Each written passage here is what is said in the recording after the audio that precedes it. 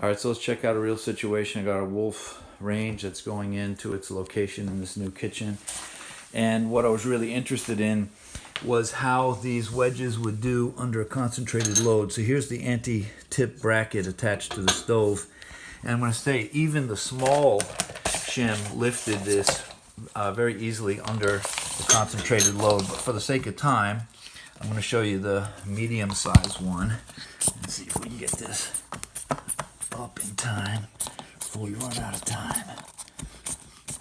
So I'm under that 3/4 inch bolt, definite concentrated load right in the middle of that bag, and it's lifted it up very easily, no problem.